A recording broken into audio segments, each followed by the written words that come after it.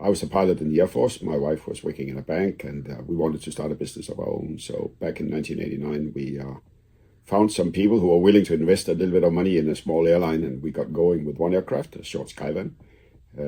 Flew everything that could be flown, and after 1 year, we bought another one, and then a third aircraft. And back in '94, I think it was, I saw an advert for a 19-seat passenger airplane, and we went ahead and made a silly bid on that aircraft, and much to our surprise, we got that aircraft, a nice Beech 1900 it was called.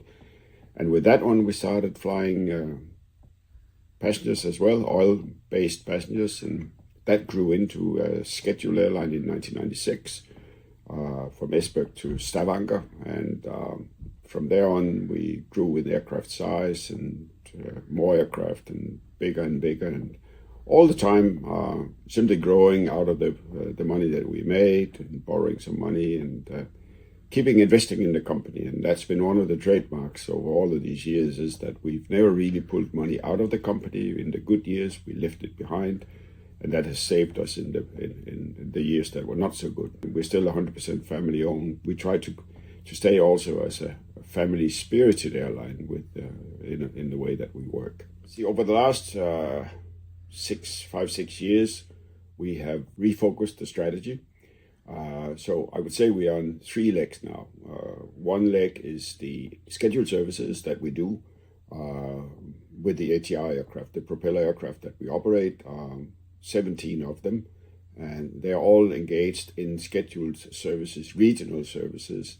So it's all regional services supported somehow, both in Scandinavia, in Germany, in Italy. They're all supported. The other half of the business is the Airbus operations, which are purely on behalf of other airlines, and a little bit of ad hoc charter, as it's called, football groups or whatever, government charters, military.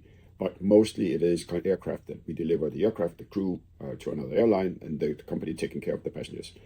We simply provide the lift. The last leg of the 3 is the aircraft ownership, which we are also fairly unique in the ways that we own most of the fleet, and we buy and sell the aircraft as well today.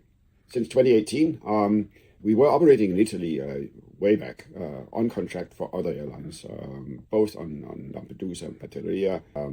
We also operated directly for Mediana on some other contracts, so we have had a little bit of history operating domestic in Italy. But in 2018, we got approached by a very nice gentleman from Italy who was very familiar with the schedule operations, the government support operations, and he kind of asked us if we were interested in trying to make a bid.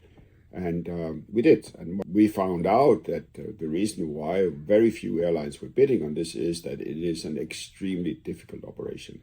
Much to the surprise, especially for me, because we've been flying on some really difficult airports in Western Norway for 20 years, actually, with the angry North Atlantic weather and the snow and the ice.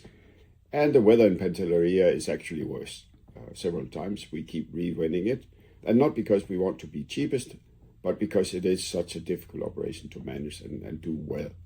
And for us, it has been a tremendous experience. It has been, for some periods, very difficult to make it work to the satisfaction for our clients.